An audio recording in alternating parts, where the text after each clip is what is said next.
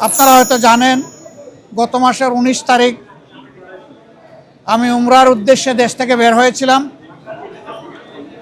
৩ দিনে উমরা সম্পন্ন করার পরে ২২ তারিখ সকাল ৯টায় আমেরিকার JFK এয়ারপোর্টে আল্লাহর মেহেরবানিতে আমি পৌঁছি এবং সেখানে ৮ দিন আমি বিভিন্ন স্তরে সরকারি বেসরকারি গুরুত্বপূর্ণ সংস্থা এবং ব্যক্তিদের সাথে বৈঠকে মিলিত হই।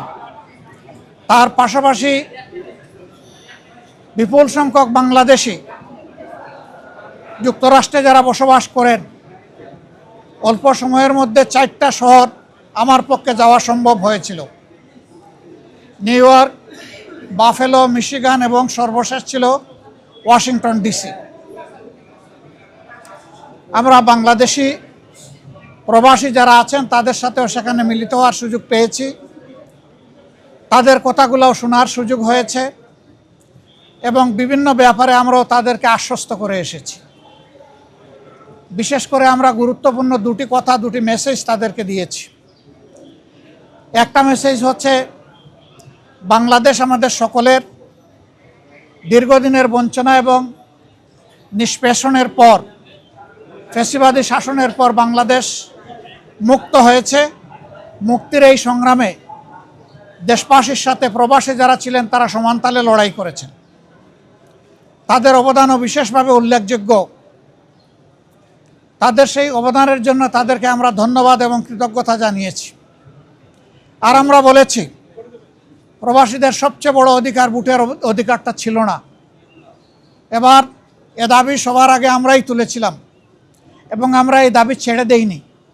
আমরা এই দাবি নিয়ে প্রধান উপদেষ্টা, নির্বাচন কমিশন সহ গুরুত্বপূর্ণ সকল জায়গায় প্রবাসীদের হয়ে কথা বলেছি। আমরা সরকার এবং নির্বাচন কমিশনকে ধন্যবাদ জানাই। এই প্রথমবারের মতো ব্যাপক ভিত্তিক বিদেশিদেরকে ভোটার তালিকায় যারা প্রবাসী আমাদের, তাদেরকে সম্পৃক্ত করার তারা উদ্যোগ নিয়েছেন, কিন্তু সেখানে কিছু সমস্যা রয়ে গিয়েছে। অক্টোবরের 30 তারিখ পর্যন্ত সময় বেঁধে দেওয়া হয়েছিল।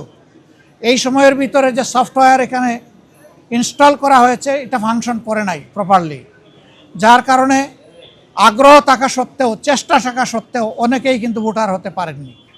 আমাদের দাবি থাকবে নির্বাচন কমিশনের কাছে কমপক্ষে আরও 15 দিন এই সময় বর্ধিত করা হোক এবং যে জটিলতাগুলো রয়েছে সেগুলা সহজ করে তাদেরকে ভোটার হওয়ার সুযোগ তৈরি করে দেওয়া হোক।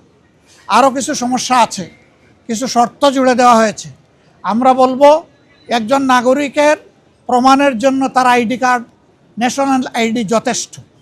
তার পাশাপাশি যদি তার একটা পাসপোর্ট থাকে, ভ্যালিড পাসপোর্ট, তাহলে আর কিছুরই প্রয়োজন হয় না।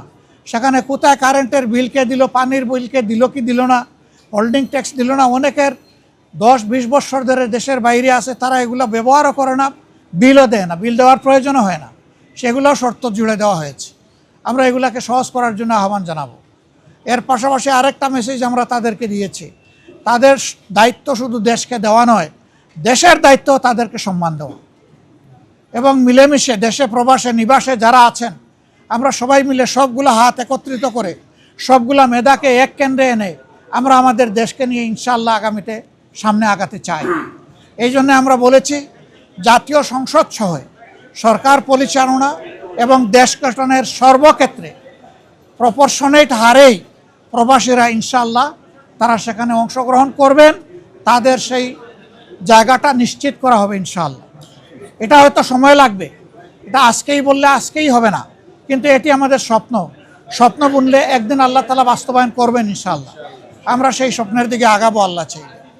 সম্মানিত সাংবাদিক বন্ধুগণ, এরপরে সর্বশেষ আমি তুরস্কে এসেছিলাম, যুক্তরাজ্য এবং তুরস্ক। সেই তুরস্ক থেকে আজকে এখানে আসলাম। সেখানেও সরকারি বেসরকারি বিভিন্ন পর্যায়ে আমার অত্যন্ত গুরুত্বপূর্ণ মিটিং হয়েছে। আর বাংলাদেশি ডায়াসপোরা আছে যারা, তাদের সাথেও আমার বসা হয়েছে, তাদের কথাও শোনার সুযোগ হয়েছে। আমি আসলে নিজের কোনো প্রয়োজনে দেশ থেকে বের হইনি। আমি বের হয়েছিলাম দেশ এবং জনগণের প্রয়োজনে।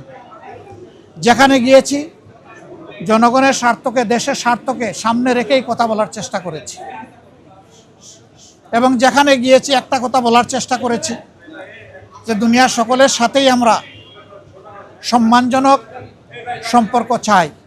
এই সম্পর্কটা হবে মিউচুয়াল রেসপেক্ট এবং ইকুইটির ভিত্তিতে। আলহামদুলিল্লাহ, আমরা যত জায়গায় গিয়েছি তাদের অ্যাপ্রিসিয়েশন আমরা পেয়েছি। তারাও মন খুলে আমাদের সাথে কথা বলেছেন, আমরাও মন খুলে আমাদের সবগুলা বিষয় তাদের সাথে শেয়ার করেছি। আল্লাহ তাআলার কাছে দোয়া করি এই সফরে যে সমস্ত পদক্ষেপ নেওয়া হয়েছে অথবা আলাপ আলোচনা হয়েছে সেগুলা যেন দেশ এবং জাতির কল্যাণে নিয়োজিত হয়। কোনো ব্যক্তি নয়, গোষ্ঠী নয়, দল নয়, দেশ এবং জাতির জন্য উপকার হয়।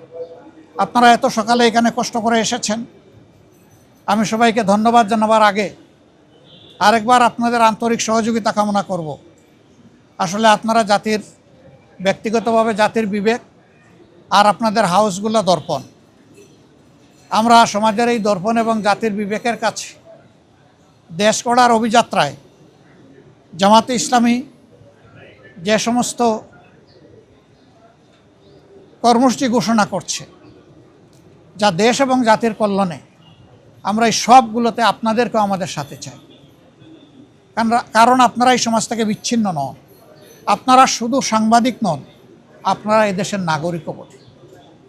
অতএব আমরা যে নাগরিক অধিকারটা নিশ্চিত করে একটা মানবিক বাংলাদেশ গড়তে চাই, বৈষম্যহীন বাংলাদেশ গড়তে চাই, এই ক্ষেত্রে আপনাদের ভূমিকা হবে অগ্রগণ্য, সেটা আমরা প্রত্যাশা রাখি। কারণ সাংবাদিকরা যখন জাতির কল্যাণের সিদ্ধান্ত নেন, জাতি তখন কল্যাণের পথ খুঁজে পায়। আল্লাহ রাব্বুল আলামিন আপনাদেরকে জাতির কল্যাণে